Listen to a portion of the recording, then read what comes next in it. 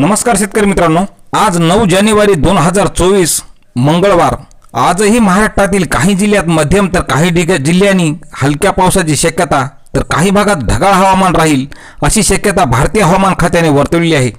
पाहूयात याबद्दलची सविस्तर माहिती आपल्या हवामान परिसर चॅनलच्या माध्यमातून।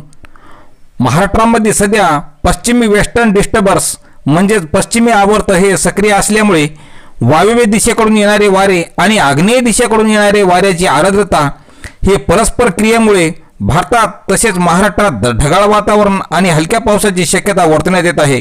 तर राज्यात पावसाला पोषक वातावरण तयार झाल्यामुळे आजही महाराष्ट्रातील बुलढाणा, अकोला, अमरावती, नागपूर या जिल्ह्यात मध्यम पावसाची शक्यता वर्तवण्यात आली असून तर खानदेशातील काही भाग म्हणजे नाशिक, नगर, छत्रपती संभाजीनगर, पुणे, सातारा, सांगली, कोल्हापूर, सोलापूर या जिल्ह्यात तुरळक ठिकाणी मध्यम तर काही ठिकाणी जोरदार पावसाची शक्यता भारतीय हवामान विभागाने वर्तवलेली आहे।